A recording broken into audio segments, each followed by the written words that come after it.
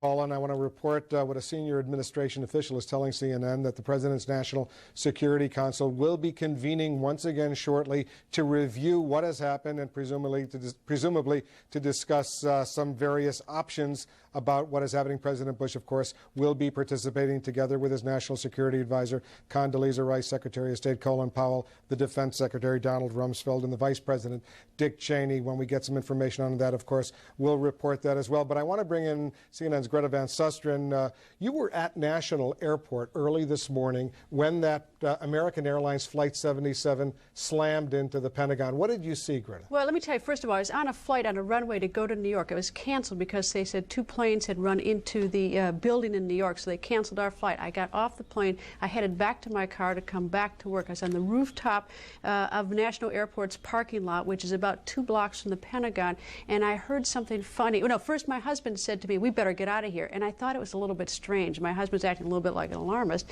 I turned back to look at him. I heard something funny. I looked over his shoulder. I saw something. I'm not sure quite what it was, but low level. Then all of a sudden there was silence. Then there was a kaboom, and then smoke came billowing out, and I knew that it was the Pentagon. The Pentagon's about 2 blocks, of course, from National Airport, hidden behind some buildings.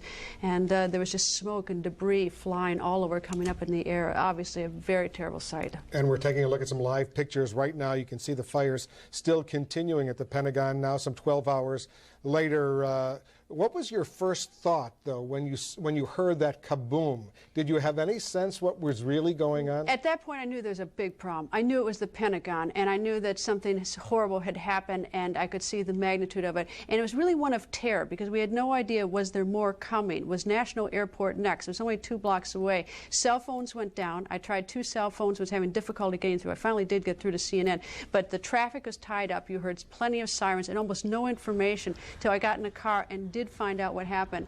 And always, in addition to having to witness this, several hours later, of course, I learned that someone who I know quite well, Barbara Olson, who's appeared on this network a number of times and whose husband is the Solicitor General of the United States, was one of the fatalities on the airplane. So obviously, and many other people, of course, are suffering tonight, but that, of course, is even more dismaying. And all of us, of course, who've worked at CNN knew Barbara Olson very, very well, and our hearts and our condolences go out to her family and Ted Olson, the Solicitor General.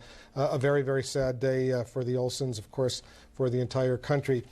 Greta, put on your legal hat now. What is going to happen legally right now? Walk us through what we can expect. Well, first, obviously, I can't tell you what the President of the United States is going to do, but there seems to be at least something the country is going to do. The President obviously has indicated the country is going to do something. But assuming that action is done, something is done, the President, there's also the possibility of some sort of legal remedy. It's not much of a remedy, but it has happened in the past, is that we've gone over and nabbed terrorists, brought them back to this country, and tried them for terrorist acts here on American soil, or for acts that they've committed against American buildings overseas. And of course, they can get the death penalty if proven guilty. What's interesting about this, and what people should know, is that oftentimes it's done in a conspiracy charge, and if you have any involvement in a conspiracy, for instance, you just stick your toe in the water of a conspiracy, you're in for the whole thing. So a lot of people can be brought into a conspiracy for almost just a minor act aiding the conspiracy. Not just the ones who were responsible for planning and causing the deaths,